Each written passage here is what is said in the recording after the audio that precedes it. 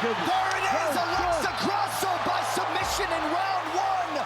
First submission win of her career. And she is moving on up at 125 pounds. It's been a long road, stepping up, finally 3 wins in a row. Alexa Grasso! Jordan Wright, another finish. Huge win for Jordan Wright. I'm really good at seeing when people are hurt, and yeah, I took advantage of that. Jordan, the Beverly Hills Ninja Ride.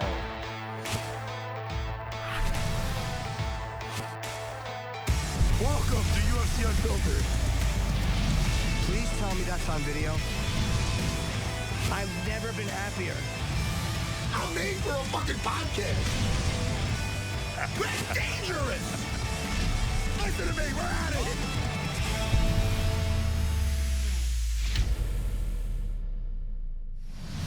Well, welcome to another, let's hope, delightful episode of UFC Unfiltered.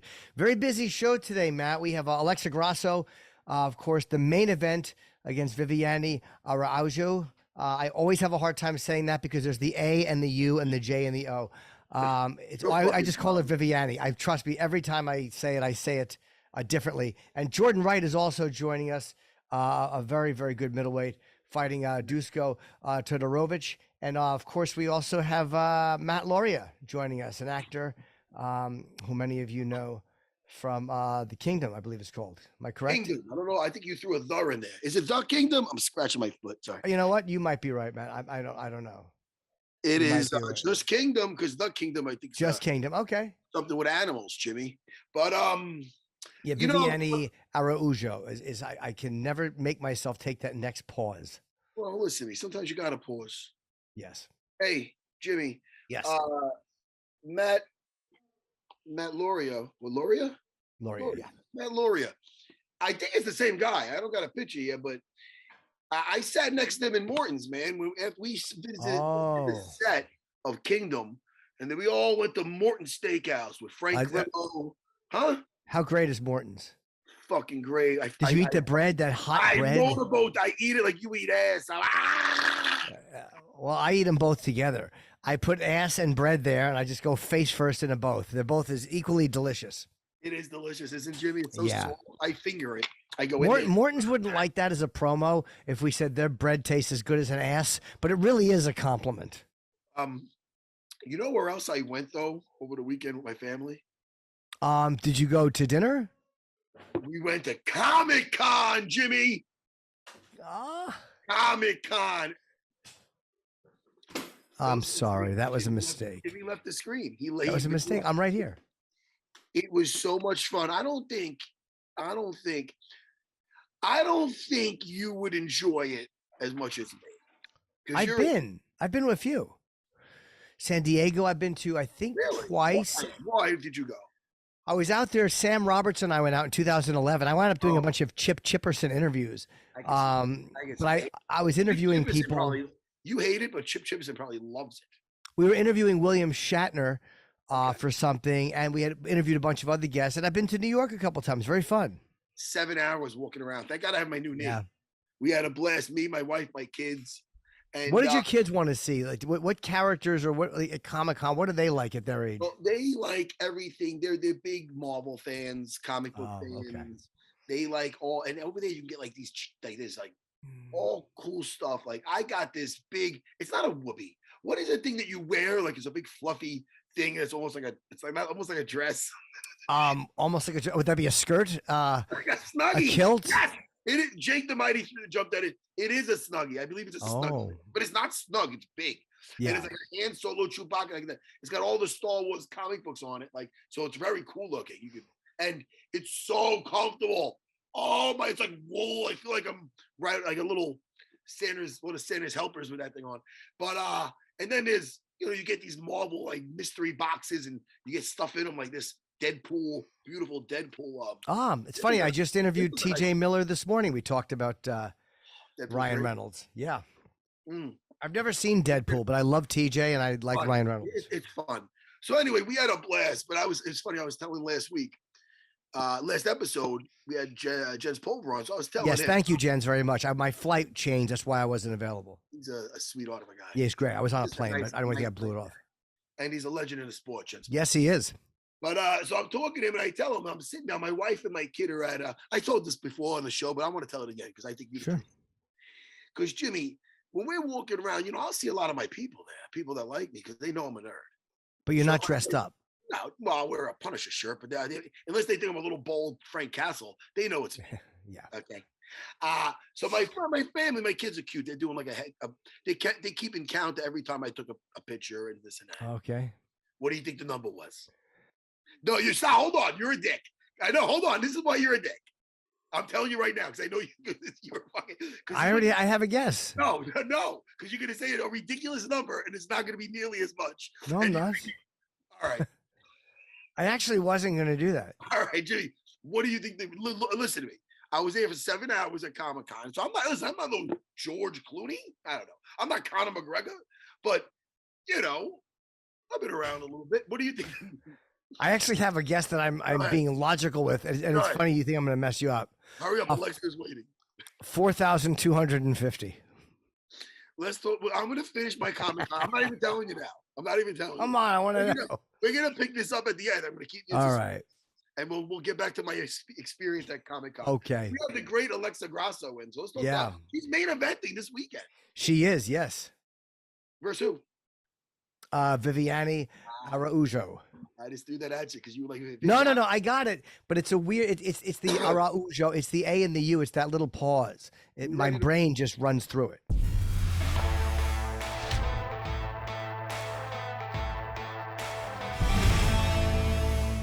Yes, there she is. Hello. Hello. Yeah. Congrats on the main event. When did you find out you would be the main event? I don't remember, but it was like later because the main event got canceled because of an injury or something like that. Yes, and you had been training. You were training for 3 rounds?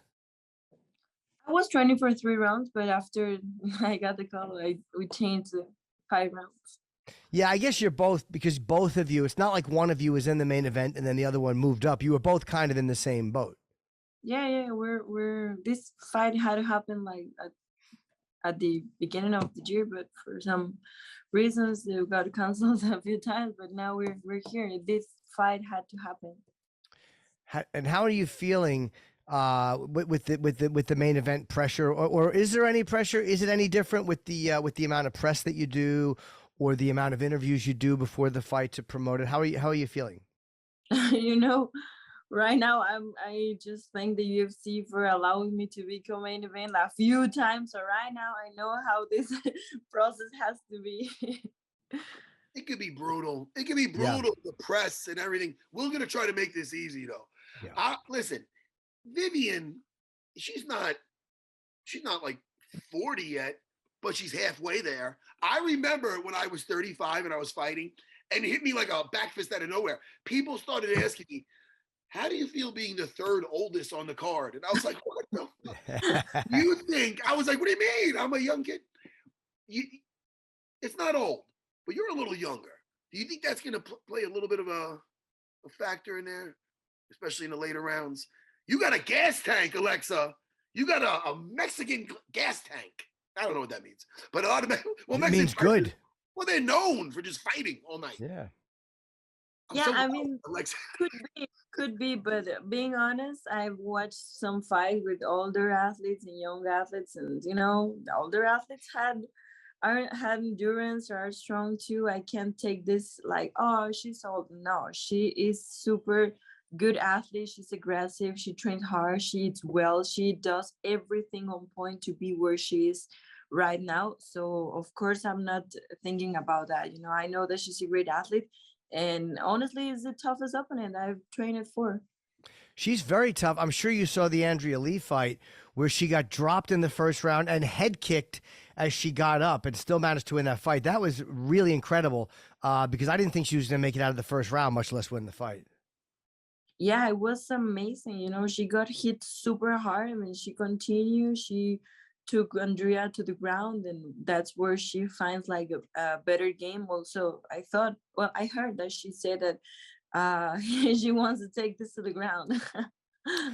Wasn't there a moment too where they weren't sure how hurt she was when she got kicked? I mean, I really didn't think she was going to be able to survive that round, especially when she went to the floor. I was like, all right, she's going to wind up being submitted or ground and pound. And she was incredible, the durability, because she was getting shots hitting on the floor as well. Yeah, like I said, she's super tough, she's aggressive, and she's training the same thing as me. She wants the same as me, and we have the same goal. It's also nice because we're pretty similar in stats. I just saw the UFC stats, and we're pretty similar on landed per minute, striking accuracy and all that stuff. So it's a nice matchup. The motivation, the eyes on the goal. The goal is to be the champion. So you're ranked number 5. She's ranked number 6. That's it. Is it at this point where, because you're coming off fighting some pretty big names as far as well-known fighters, where Joanne Wood is pretty well-known. Macy Barber, shoot, everybody next big thing. And she's great. You won that one. When you get the call to fight Vivian, is it like just, all right, let me check her out first? Or is it just like, all right, just another one in path to my goal? Yeah, I mean, we took this fight because of the challenge she present for us. She's a jiu-jitsu black belt, and I've been improving my ground game, my jiu-jitsu in wrestling. So we said, like, yeah, let's do this. We need these kind of challenges to improve better, as I did when I fought Carla, when I fought Tatiana. I needed that fight to improve my jiu-jitsu and to feel this, okay, I need to do more wrestling and more jiu-jitsu. So this is another opportunity to show my game and all I've been training. And you were giggling when we talked about, you said something about she's saying she's going to try to get this to the floor. Why were you giggling a little bit? Is it because you got some surprises for her down there, or what is that? No, because she said, like, I'm not dangerous on the floor. Like, she says she has an easy fight if she take this to the ground. But I'm training hard. I'm not an easy fighter in stand up or in the ground. So it's also exciting for me to improve and to show what I've been training, my jiu-jitsu game. Does it affect you at all, what the way your opponent behaves before the fight? Some people, I've seen people get psyched out and angry when they fight. Do you allow it to get to you at all, or do you just completely ignore anything they're saying or doing before the fight? No, I don't.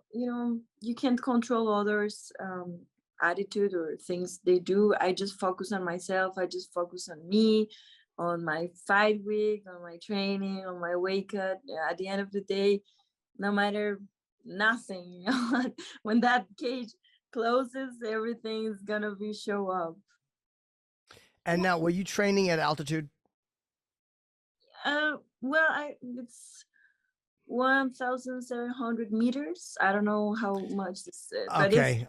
Someone's got to do math. I don't know anything about meters. I'm thinking of like 5,000 feet, but I don't know how many meters that is. So hopefully our producer can let us know. Yeah, I think it helps because we are sea level here in Vegas. So I think I have a good altitude in training.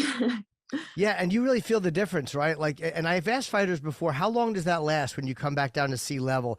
How long does that extra cardio last, or the difference does it make? How long does that happen for?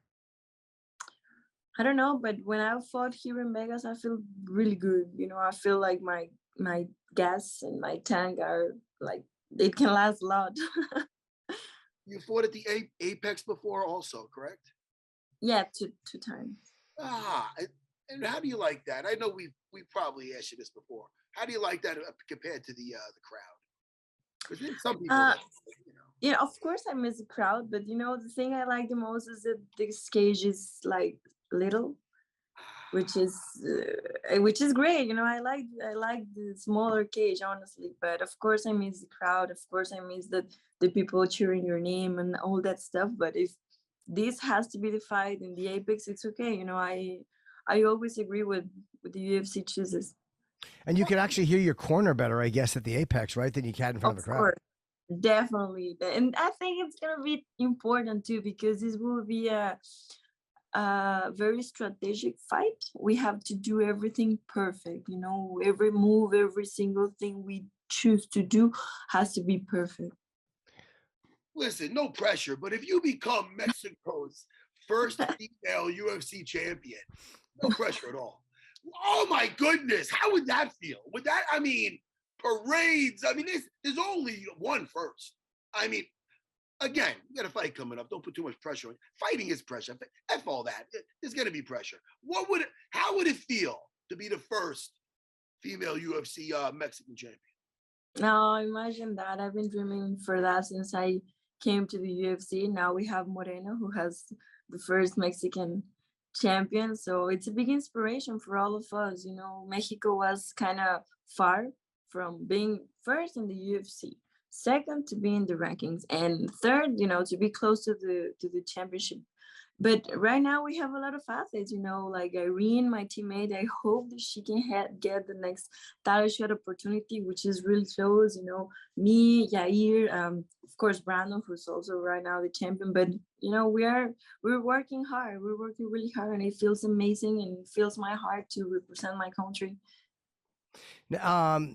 I just had a thought and I forgot my question. Just what were we just talking about right before this? There was something we were talking about for a second. Comic-Con. No. I'm messing with him. I just went to Comic-Con. It's driving me nuts. Do you know what that is? Hold on, Jimmy. You know, you're going to not remember this. Do you know what Comic-Con is? The comics? It's like a big convention, right? Oh, all nerds that like me. And they give you you get weird shit that from the comic book movies and stuff. Weird stuff. Now you would never go to something like that, would you? I'm not a super fan. Honestly, I'm not a super fan. Jimmy wouldn't either. Jimmy makes fun of me.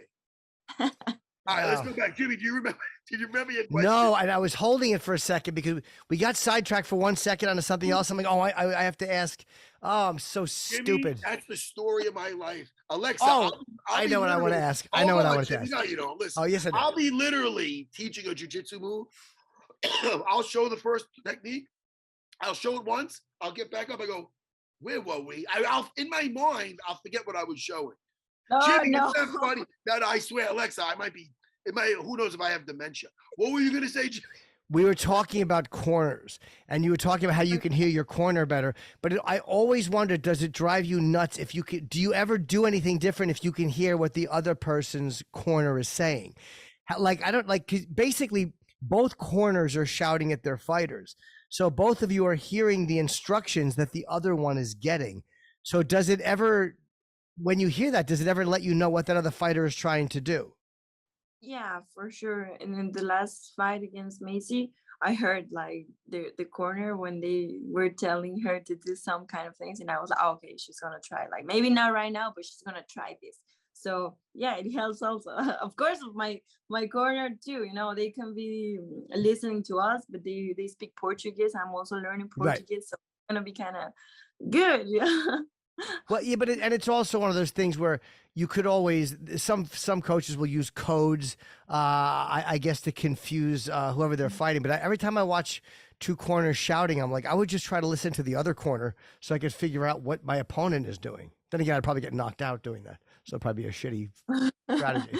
Yeah, it's like you have to be super focused, right, on what you have in front. But also when I'm training at my strength and conditioning place, we used to do that kind of stimulus, you know, to be with noisy and focus on some lights, you know, 1 feet, you know, try to put your attention in different kind of situations, but without losing, you know, the first main big.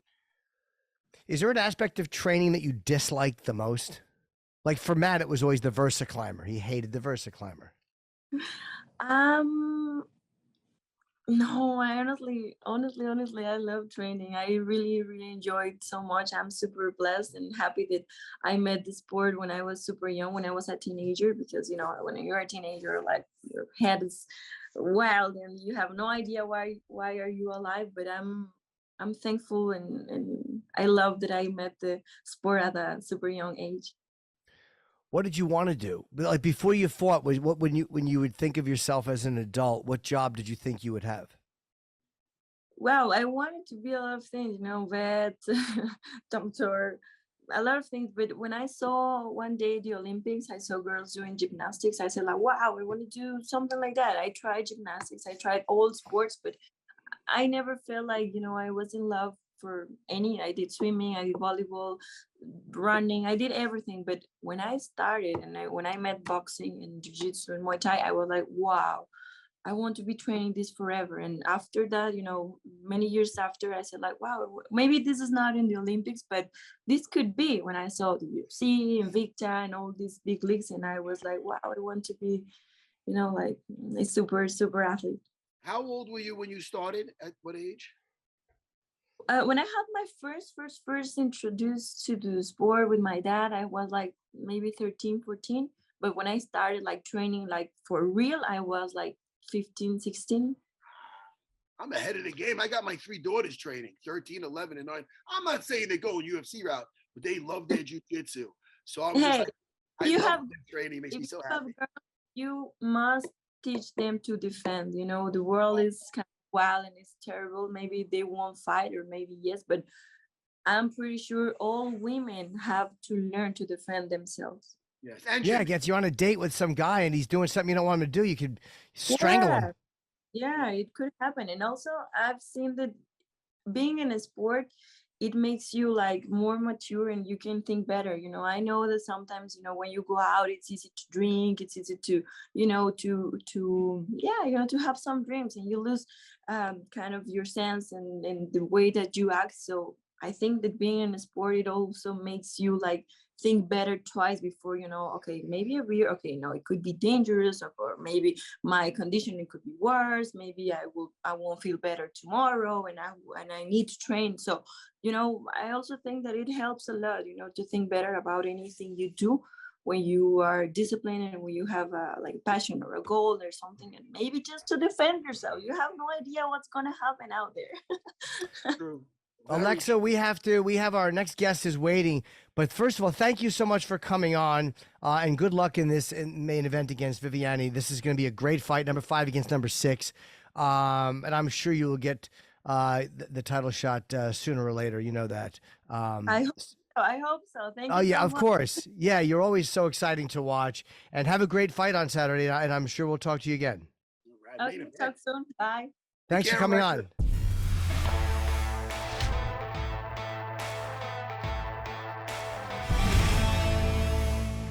Alexa Grasso, main event on Saturday. Let me plug the exact time, Matt, before we bring in Jimmy, you Matt do Lauria. that. Then we'll get Matt in here. Matt Lauria. Yeah, hold on one second.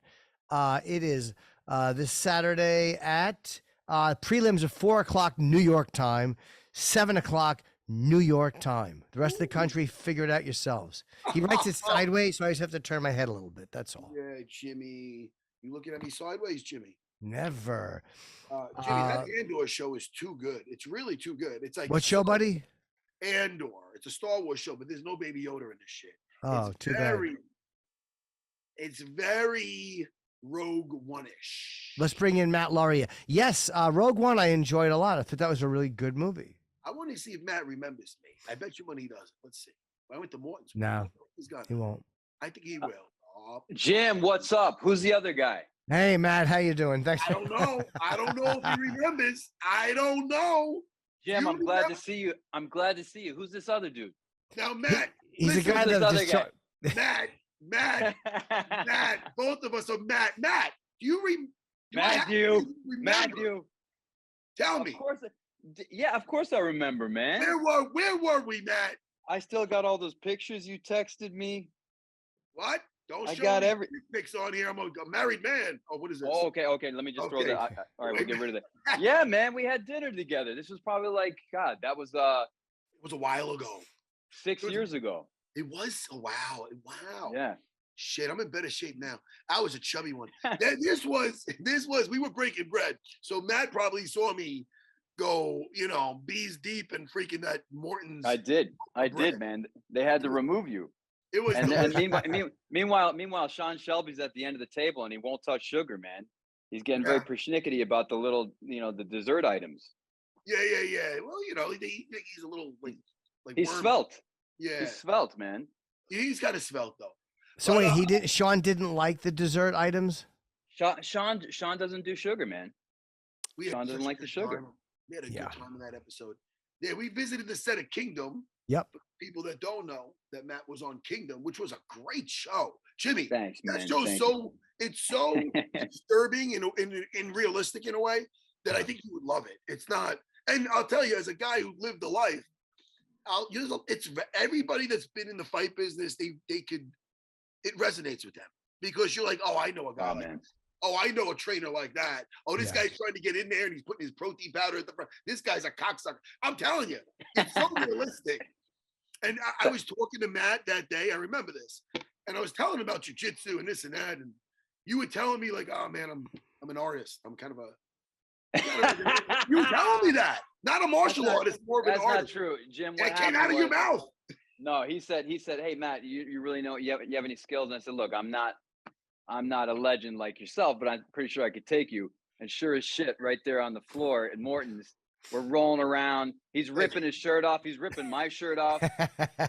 I choked him out. Fucking, unconscious. So that's how it went. And yes, I did it artistically, sure. Of course. That's my own spin on with it. Flair. Yeah. I'll tell you, he had no hair when I seen him because he was playing the role. And he was a badass in the show, Jim. That's Hollywood magic. Had a temper, man. That show that was on for, I'm going to say 4 seasons, 5. 4 seasons, yeah, man. 4 seasons. Yeah. A show has legs. 4 seasons that's pretty respectable, don't you think? I'm proud of it, man. We did all right. And look, here's the thing. This is no bullshit. Getting approval from guys like yourself, getting approval from Dana, and we had amazing fighters. We had Kenny Florian, Cub Swanson. We became friends with Cowboy. Joe Stevenson was like our guy. Coach Jackson and Joe Stevenson were our tech advisors. And Joe Stevenson choreographed all the fights and taught us all the real deal stuff. And to get your guys' approval that's what you do it for. Like, we're trying to make sure we don't look phony. What's funny is Dana doesn't like, and he doesn't watch anything. He hates everything. You bring up anything, he hates it. He's the opposite of me. Jimmy, he's not going to Comic-Con like I went with my family last week. He'll laugh at me and tell me to grow up. And I'll remind him that I can still strangle him and tell his bodyguard to be ready. I'm only but my point is this. There was a movie Warrior that came out. And directed it, nice guy. Frank Grillo's in both. Grillo, yeah. Frank Grillo was brokenhearted when he found out Dana didn't like the movie. He was brokenhearted. Oh, no. Oh, I swear. He was Warrior. like, dude. So when we were sitting down in Dana, they gave him like the DVD set or whatever. He watched it. He was binging this show, Kingdom. He fucking loved it. Oh, that's hey, man, that's a credit to you guys. Uncle Dana, man. Love that. So what have you been up to, Matty? I know what are we here to promote? Let's tell them. We're here to promote CSI Vegas. It's the brand new iteration of the CSI, the legacy CSI franchise. Why is that show so? I mean, not why, because I know people love it, but that show is how many CSIs are there? It's very popular. Boy, well, there was from the beginning. Miami, the original CSI, which was there was Miami, New York, Cyber, and now this is sort of a new iteration of the original, which was set in Vegas, and this one's called CSI Vegas. Wait, CSI Cyber? There was a Cyber. I guess it was short-lived. Are these Dick Wolf? Does he do these? No, he didn't create Anthony. Yeah, Anthony Zeiker. The CSI Cyber basically only went after you, Jim. It was basically like whatever weird shit you're doing on the internet, and they had seasons worth of material just on that. Yes, they got nervous. Once you said cyber, he got nervous. Like, they can track that. They're gonna come in. What else do you know about me? Yeah, so we're. I think to answer your question, Matt, like, people love these things because back in the day when it came on the air 20 some odd years ago, wow, they were unveiling all of this stuff that we never get to see as just law-abiding citizens. Maybe you get to see, but we don't get to see how crimes are solved. And so that's fascinating stuff. They get into the forensic science. And now, obviously it's developed and evolved over the last couple of decades. There's even more impressive, crazy science. I don't even believe, I can't believe half the shit we do. And I can barely pronounce most of it, but it's really fascinating stuff. You know what I find funny, Jimmy and yes. Matt? When I watch the true crime shows, like, whatever. Yeah. with all those shows, you know, Dateline. Yeah. I love when the criminals you find out that they're picking up clues from like CSI and Yeah. I love that. That's like, a real thing. They learned how to put the Clorox in the fucking body gush, whatever it is, but it's fucking crazy. And like these motherfuckers are going there like they're doing like their homework on it. Oh, absolutely, man. And now I'll get the check, you know, at the end of the meal, and they give me the check, and I'll be like, wipe off my fingerprints, just make sure, you know, I'm just kidding. But honestly, man, we're learning so much stuff. It's amazing. And it's such a weird language. Like I did one scene, very small scene in the Nick. And who is the star that oh my god. Clive Owen. Owen, yeah.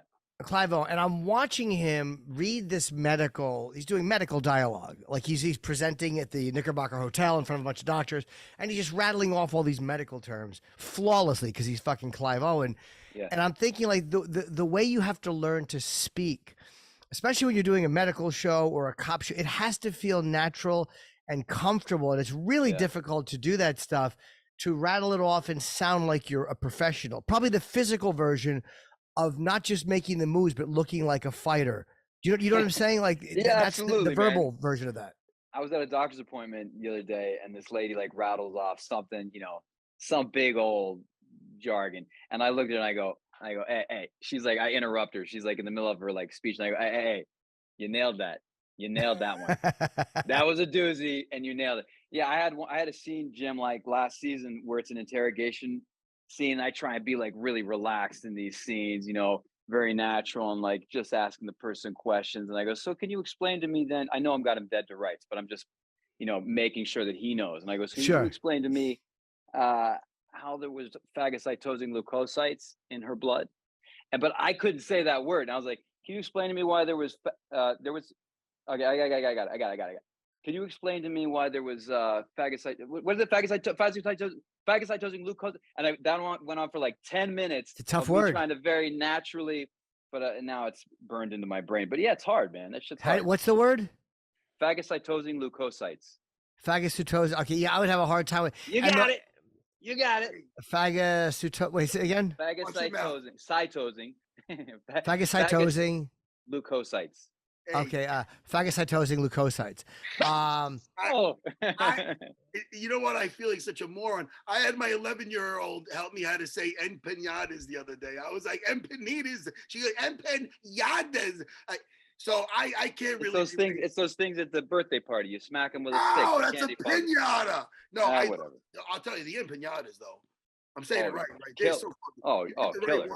I love an empanada. They are delicious. But the hard part is when you learn a word like that word that you've just told me that I've already forgotten. It's then it becomes the focus of the line, and it's so I don't know how you remember and be casual leading up to it, because I'm just thinking of that one. Don't forget it. It's like a string. What is a string of Peloponnese and the honeymooners when he fucked up polo ponies? That's kind of what it becomes. It's tricky, man. Yeah, you try and pull it off without seeming like you're thinking about it. But yeah, there's a couple of those per episode that gives a little pronunciation key. We do our best with it, and thank God it's not live, and you just keep swinging at it till you get it. What do you find the hardest? Because I think acting is extremely difficult. I mean, I don't enjoy it nearly as much as I enjoy stand-up, because if you fuck up in acting, you still have to redo it. You can't just go, wow, that sucked. Like as a comic, I can just address it and move forward. And I find acting to be much harder. Sorry about that noise. They're doing construction here. So is there anything about acting you dislike, or what do you dislike the most? I love it, man. But I will say the stand-up, that terrifies me. I mean, we get to hone it. We get to craft it. And you guys do that, but on your feet in front of a room full of people. Like we get to, we're in the quiet, hallowed halls of a stage, and it's pin drop quiet, and everyone's sitting, you're part of you's thinking, oh God, the cameraman's getting really fucking bored right now because I haven't been able to stick the landing on this one. But aside from that, so but I love it, man. I love everything about it. I'm obsessed with it. See, the weird part. Oh, sorry, Matt. The weird part is that's what I like about it, is that stand up is live. Like if you and I are doing a scene together and it's not going well, I can't just stop and go, Jesus, Matt, we are fucking bombing, and move forward. Like it's like we have to do it again. It's I guess so. Well, but then, Jim, it's editing, man. And if we just can't get it up, then it's It's editing. They figure it out. You know, they save you in the edit. I It's guess your so. ass. It's your ass out there. I guess so. Yeah.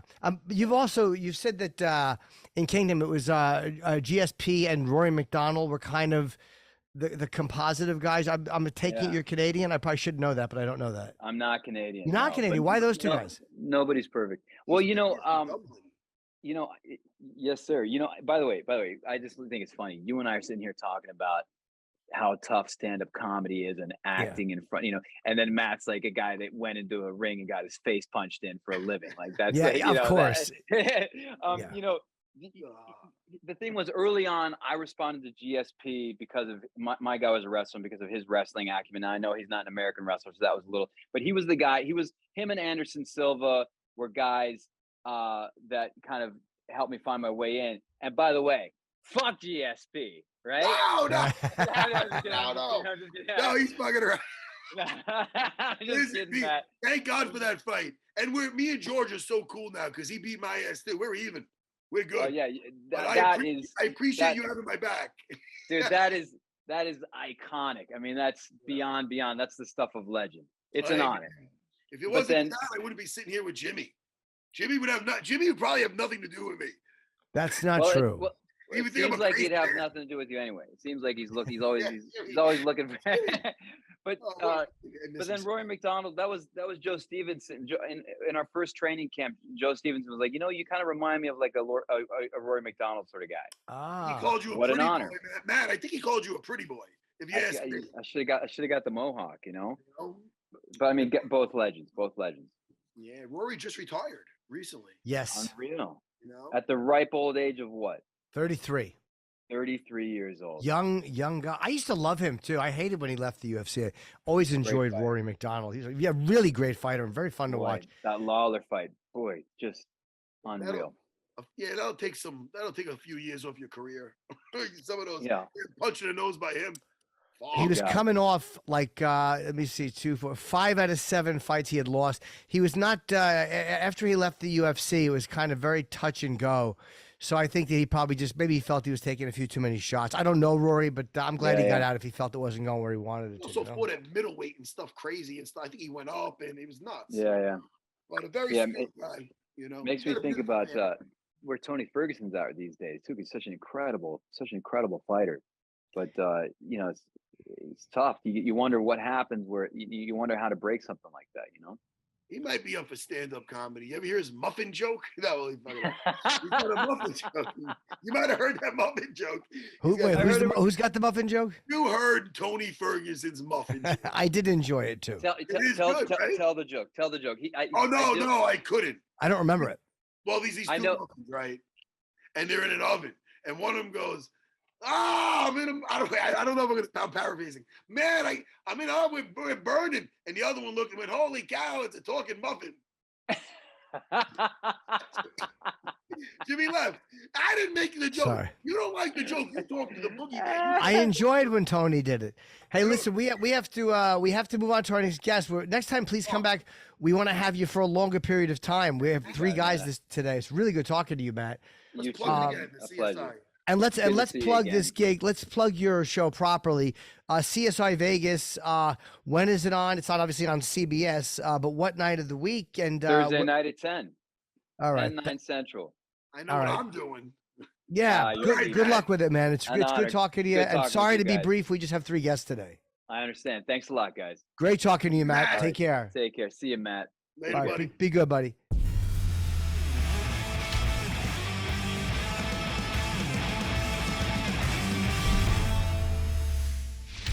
Fun. Yeah, I really meant that too. And we have to get Jordan Wright is coming in shortly.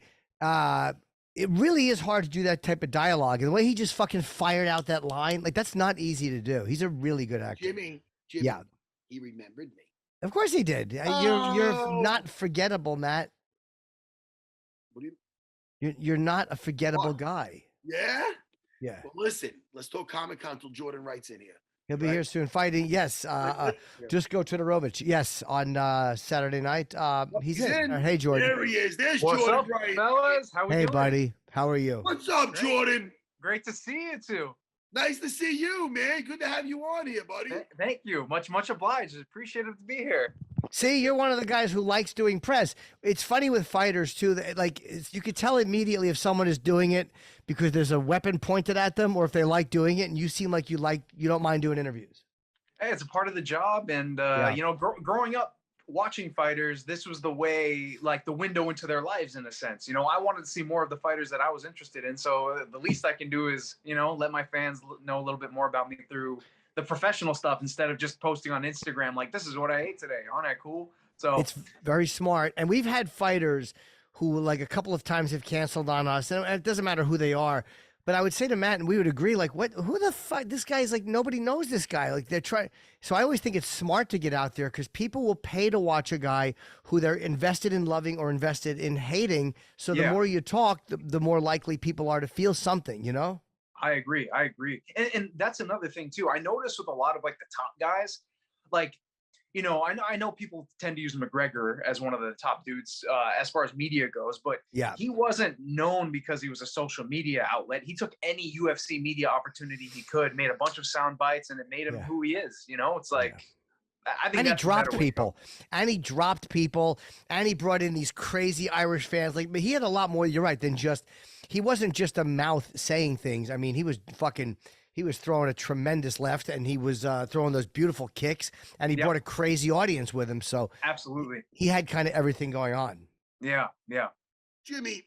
Yes, sir. Jordan, let's hold the fort right now. Hold everything. Let's hold it all. I'm reading this right now.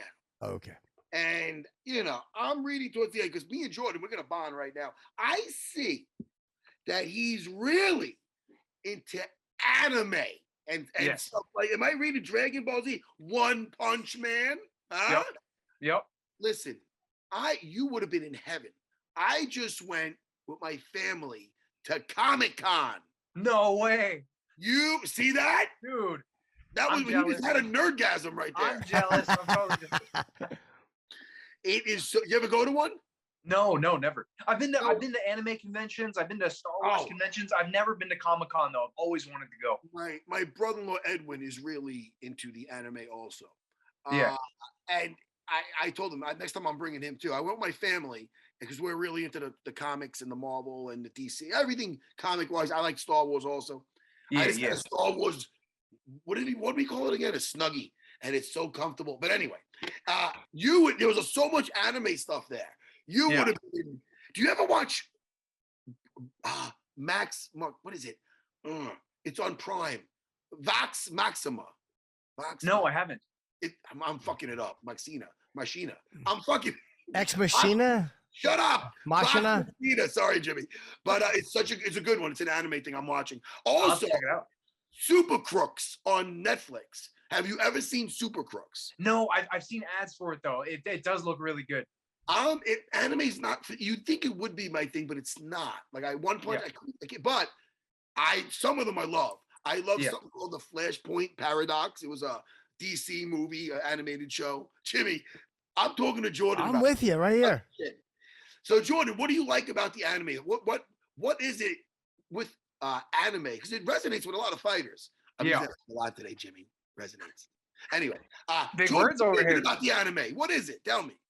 I'm gonna say I started off. So what got me into MMA and martial arts really? Like I watched movies like Beverly Hills Ninja, Enter the Dragon, all that stuff growing up. Anytime I would see someone kick and punch on camera, immediately I'd light up, be like, "Oh, what's that? What's that guy's doing?" But Dragon Ball Z was on when I was a kid, and initially that was just my inspiration to go in it full on. And I just started falling in love with the culture, with Japanese culture. I did karate growing up. And the more I got into, more action anime, the more I got into like romance, psychological thrillers, all those things. You really see that the way the Japanese people write stuff, especially these days, it's very character driven and very story driven. And, I might get a lot of flack for this, but in the West these days, there's some great shows. Don't get me wrong. There's some great shit that doesn't fall victim to a lot of this stuff. Like, Cobra Kai and The Boys. I haven't seen it, but I hear it's really good. But they just kind of fall into the whole, like, the ideological stuff to where it's just like, okay, we're going to make an amazing show with great stories and great characters. we have to make a show, but it's got to represent like this many Black people, this many white people, this many Asian people. They just get so lost in like the message as opposed to making good shit. And that's one thing that I really like about anime is even though they're not real people, they're really human. They're really human for drawn characters. So aside from all the fighting and martial arts stuff that I loved watching growing up, I just love watching these characters' lives through like people that really want to write a story, no matter how popular it gets. I like that. And I'm telling you, you're not the only one. Jimmy, make fun of Israel Adesanya, why don't you? Oh. He loves it. He fucking loves the anime. Well, Matt, I don't know about you, but I don't discuss other middleweights while we have a young rising middleweight star on. We don't need to talk about other middleweights. It's all good. It's all good. We're on the same No, I'm just trying here. to weasel out of it. Anime I never got into, but I do. I mean, I loved comic books and all that stuff. Anime is like an acquired taste because people who love it really love it. Yeah. It's one of those things where the people who like anime, they go in. There's no 20% anime. You're either 100% into it or 100% not into it. I mean, I would say like, because I know people. There's some shows where they're like, I'm not really into anime, but I like that. Like Death Note is a big one. It's on Netflix. It's on. Is that the biggest one?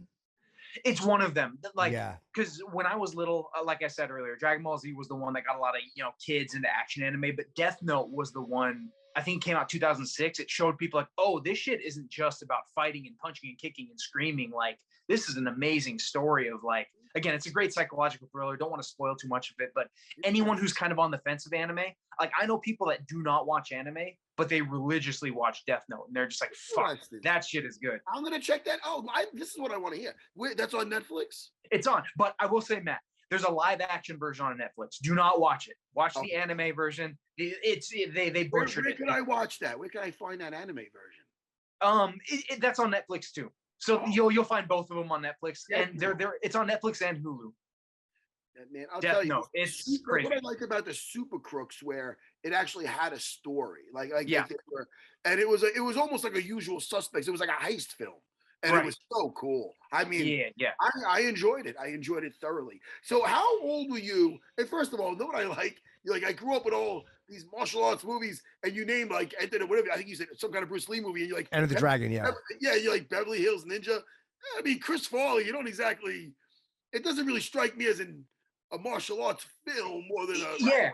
I know that is true. I remember. I think we were supposed to see one movie, and then we ended up. I was like 7 years old, and my brother was just like, "Hey, you want to watch Beverly Hills Ninja?" I was like, "Sure," but it had like Robin Shao in it, who was a martial arts actor, who was like Liu Kang in Mortal Kombat. So even though it was a comedy with Chris Farley, it was very much like they had all the other martial artists and stuntmen picking up the slack. So to me, I was just like, oh shit, this really is like a martial arts movie with a funny Western twang to it, Where are you from, Jordan? Where'd you grow up?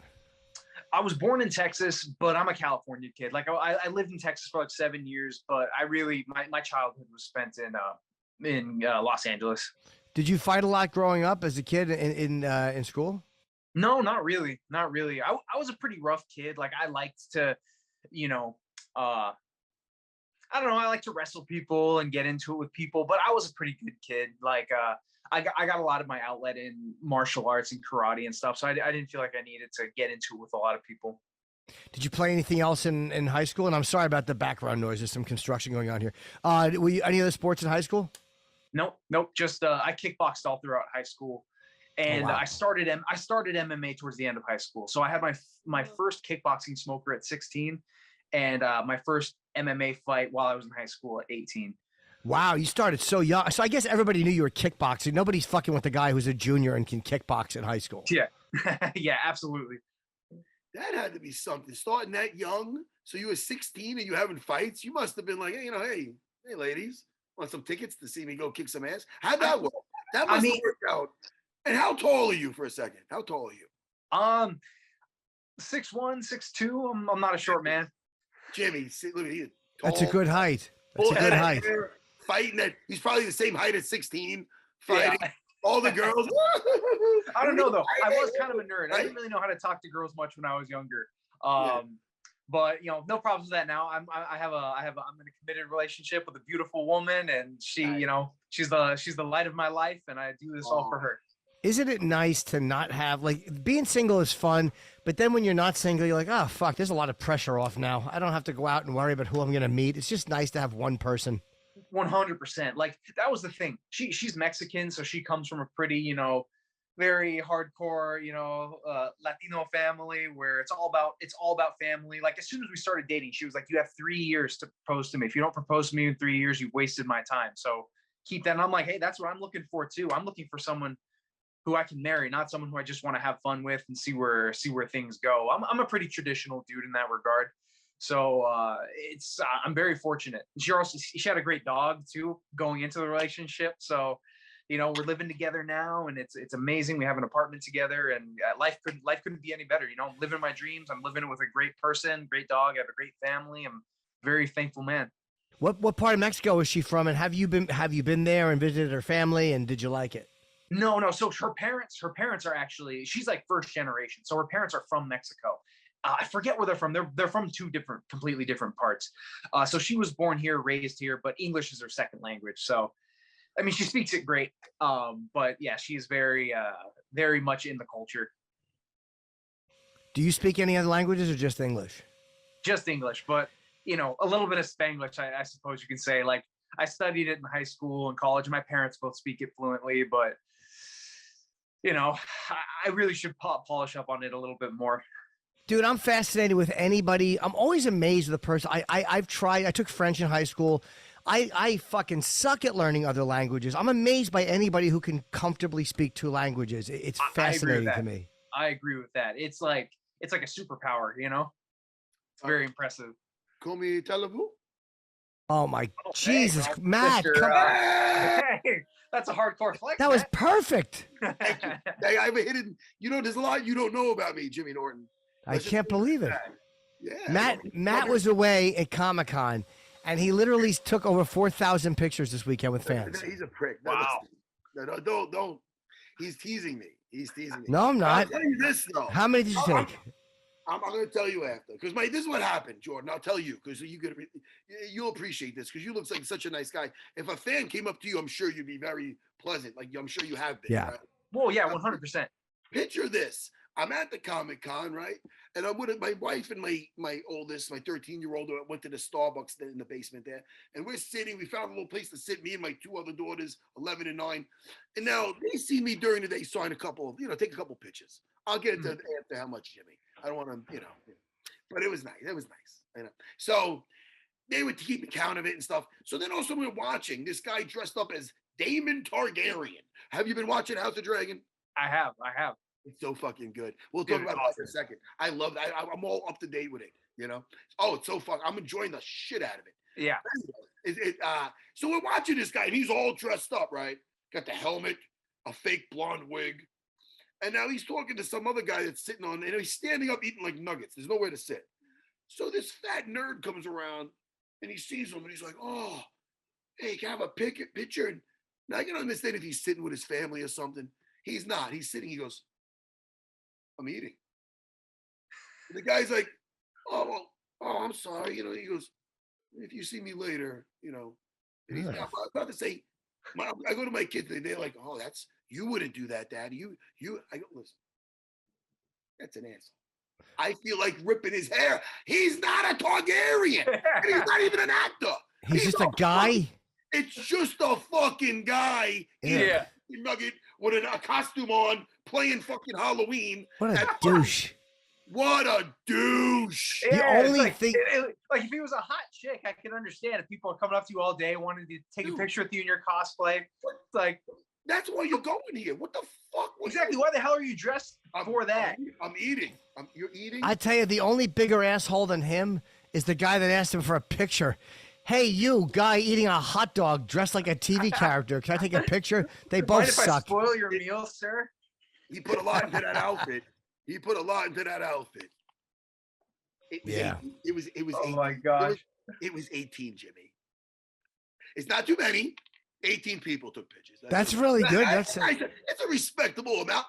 Sure, if there's 20 people in a room. Listen. He likes to, you know what he likes to do? Jordan, he likes to bring me down off my high horse. I get all happy and stuff, and and he likes to bring me down. But Jordan, 18 is good. You're a guy that's going to stay humble. Yes. I can tell that. Now, I know what it's like to come off a couple of losses. May I add, out of 16 fights, you never went the distance. That says a lot. Jimmy, you never went the distance out of 16 fights. You understand what that means? That's do or die, Jimmy. Jimmy, with you, it's fight or flight. Usually flight, I'd imagine. Oh, much more flight. It's do or die. Do or die. One or the other, Jimmy. There's not, you go flight. He goes, I don't even know how to pronounce that. Yeah. He does, but he doesn't know the meaning of that word. You understand? So with that kind of fighting style, you hurt somebody, you got to be there to get hurt.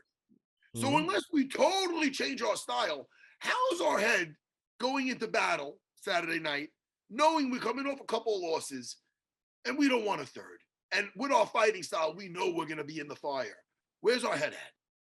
Honestly, I'm the best I've ever been, Matt. Like I've worked with really great guys. You know, I came up fighting out of Jackson Wink. Yes. Now I'm training under Anthony Hardonk and Vladimir Matyushenko, Fabio Leopoldo. Great team of guys, great masters of their art, great training partners. But Fabio Leopoldo. Yeah. Oh, I know. He strangled me once in the basement of Henzo's. He's a Ryan Gracie black belt. He is. And he's still strangling people left and right. Yeah, he's a fucking animal. What a great guy. Please tell him I said hello. I haven't seen him in over 10 years. Absolutely. I will. He'll love to hear that.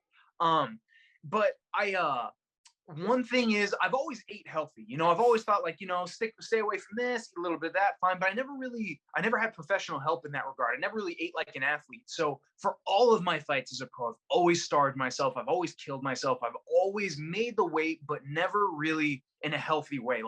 Like I show up on fight week. Like I don't want to do media. I don't want to leave the hotel. I just want to get my workout in, come to the room and just conserve my energy because I have none.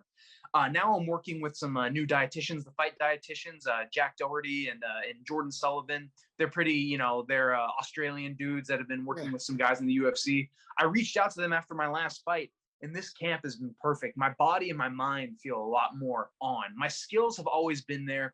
I've always been able to mentally dive in and turn myself on, even though my body's not fully there. But now I'm fully checked in. Now I have that extra reserve if I really have to dig deep. So I feel ready. I feel like I'm going to get I know I'm going to get another finish. I'm going to beat this dude. And I'm ready to do battle. It's do or die. You know, you live by the sword, you die by the sword. I'm ready to go. Yeah, Dusko was, or Dusko's a proper pronunciation, was 10-0 at one point, I believe. And then now he's 11-3. So he's coming off a 3 out of 4 skid. And I don't necessarily think that means anything in this fight.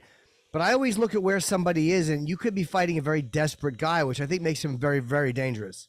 Yeah, that's true. But he has to fight me, so that's right. He's got to worry about that.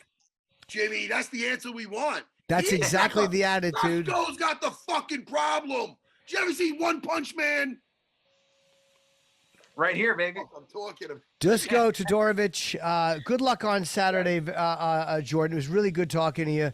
And I definitely want to have you on again. I would love to have you come back sometime after this weekend. Absolutely. I'd love to come on. Hit me up whenever. Thank you guys so much. Have a great fight Saturday, buddy. Thank you for recommending Death Note. I'm going to check that out. Check it out. You're going to love it, man. Check out Super Crooks. Check that out. I will. 100%, man. Nice to meet you, Jordan. Take care, Jordan. Take it easy. Thank you, guys. Buddy. Have a good one. You too, buddy.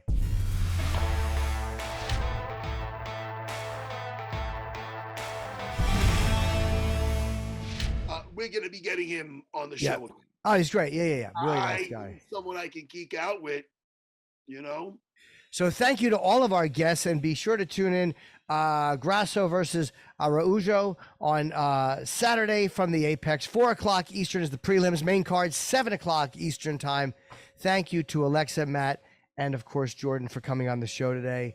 And tonight I will be at the Fat Black Pussycat doing an hour. And sorry about this noise; it's getting worse. Matt, where can people find you? Nobody's got to look for me. Find me on UFC Unfiltered. Go watch reruns, not reruns. It's not a rerun, but old episodes of Dana White looking for a fight, and then text Dana and say, don't text him. You don't have his number. Message him. Say, we want more episodes of Dana White looking for a fight. I don't know. I'm just looking to make sure I have more work.